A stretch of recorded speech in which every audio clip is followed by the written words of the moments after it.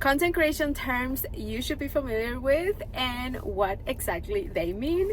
Hi, my name is Anna and I am a content creator mom, and I'm also a homeschooling mom and a book lover and travel lover mom, and I am doing a 100 days of daily YouTube posting.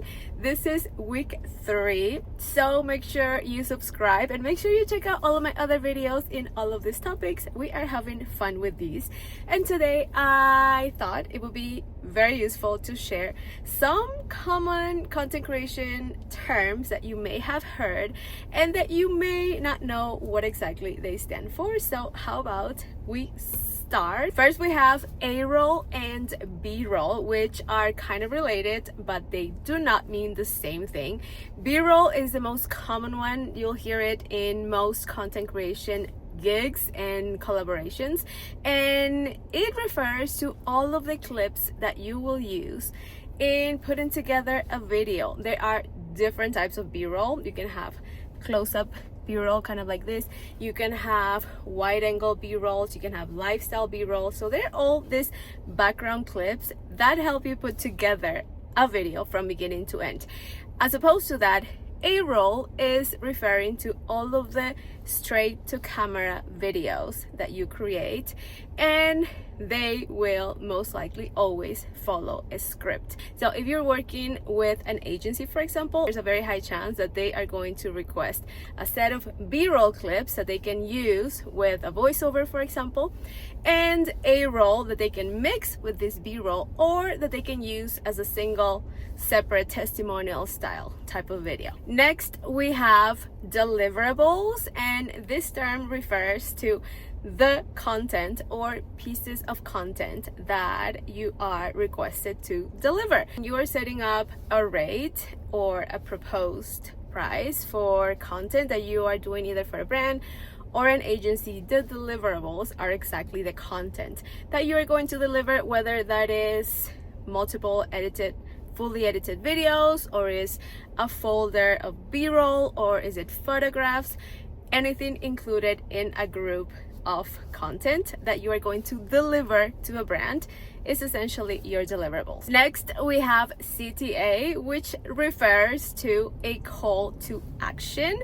It is very common that if a video is going to be used for paid advertisement, to have a CTA at the end, which is essentially asking for an action by the viewer, and it can sound something like this. Make sure you check out all of the links that I have down in the description below, or shop all of my favorites on Amazon. It is not necessary to all UGC videos. If you're doing more of like a testimonial, organic vibe type of video, I actually recommend not having such a strong CTA, but in essential, that's what it means. Next term is brief, and this word refers to a document that either a brand or an agency share with you, and this document is going to include very important details about the concept or marketing campaign that you are going to be working on together. It may or may not include a script, but it is going to be your roadmap in order to create a video from beginning to end. Make sure when you get a brief, you analyze it all in detail, and it's gonna be super helpful. Most agencies work with briefs, and if a brand sends one to me, I always appreciate it because it helps me learn more about what type of concept they're looking for, and it's gonna make my job a lot more easy.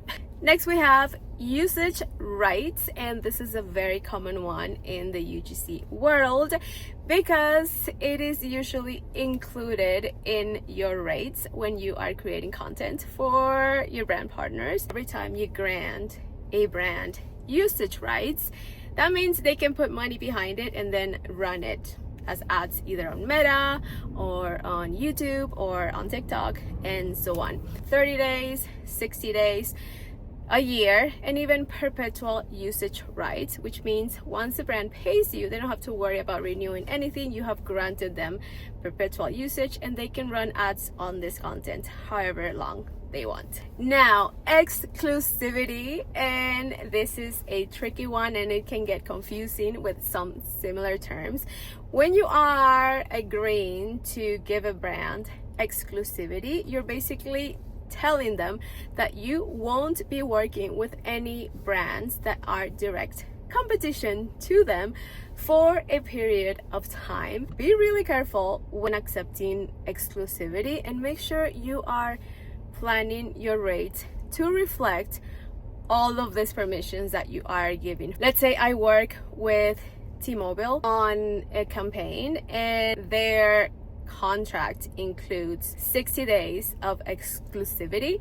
That means that I cannot partner with any telephone brands for those 60 days, potentially reducing my work during that time. When you are charging for exclusivity, make sure you are estimating what would be the potential loss income if you agreed to that, and make sure you are getting paid fairly for it. Okay, we have 4 more. Next we have whitelisting, and also have social platforms where you share brand content as well. This is key if you are building a personal brand, and you can use this also as a content creator income. Whitelisting is something that you could add to your bundles and also be paid for. So what is whitelisting? When you grant a brand or an agency whitelisting permissions, you are letting them put money in the ads that you create for them, but they're going to be run not on the brand's side or on their platforms, but on your own social media. They are using your account, your likability, your face, your social media presence as leverage to reach more people, and you should definitely be compensated for that. The more followers you have, the more you can really charge for whitelisting, but I think it's a nice bonus or add-on service to have as a content creator. So if you haven't explored that, make sure you do. Raw footage. So what is this? Really simply, all of the raw content that you have created that helped you put together a final video. Say I am doing a UGC video for a cafeteria, so every single video that I film in the cafeteria, video of me talking about the cafeteria, every single piece of content that I use to put together this final edited video is my raw footage. Now, why is this valuable? A lot of agencies love getting raw footage because they can use this content to create more pieces of content. It's great also to be added as a bonus. It can help you build like really juicy UGC bundles where you can deliver, for example, 3 final videos plus all of the raw footage, and that means that the brand can have even more content that they can create. If they have social media teams, they can use all of this. They can even do mashups between many creators. So raw footage is really valuable and a great add-on. 2 more. A/B testing. This was a term that I did not get introduced to until later in my UGC career. Basically a term that refers to a brand or anyone really test 2 versions of a similar concept to see what performs best. So how do brands do this? Most of the time it happens through one video having multiple hooks, multiple opening videos. So now they have 3 videos that are kind of the same, but they start differently, so they can test which one grabbed more attention at the beginning. It can also be multiple CTAs. We already talked about what a CTA was, so they can end differently, and they can check which of these videos made people take action more. So why is this valuable? It kind of ties up to the raw footage bundle and offering packages for your partners, especially if they're agencies. This gives them more flexibility with your content. You add more value because now instead of delivering just one single piece of content, you add multiple variations, and they can possibly make more money with your content. I dropped my phone, so I don't know if I'm framed correctly anymore. We have one last term that I want to discuss with you today, and it is evergreen. And what does that mean? This word refers to, in this context, to a piece of content that can be used in any season throughout the year without it being directly linked to a specific event. For example, Mother's Day or Christmas or 4th of July, Black Friday, and so on. So when you create an evergreen piece, you are creating this piece of content that can be used however long the brand feels like it. To give you an example, I recently created a video for a brand that was specific to summer and the World Cup, and they liked it so much that they asked me to do the same concept and update it with a few tweaks so it can turn into an evergreen content, which means they can run it later during the fall, at the end of the year, and even next year. So creating evergreen content just gives it a longer lifespan. I think it's great to have content that is season specific because they're usually built around more urgency and getting people to act in that specific moment. I love the longevity of evergreen content as well. There you have it. We have talked about many content creation terms. Let me know if some of these were new for you. Let me know if you have any other terms that you have no clue what they are and you would like me to discuss.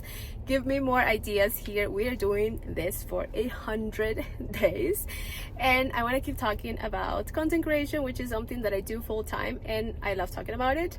And also homeschooling, life as a mom, creative living, and of course fantasy romance books. So if you are a book lover mom, I want to meet you. We need to be friends.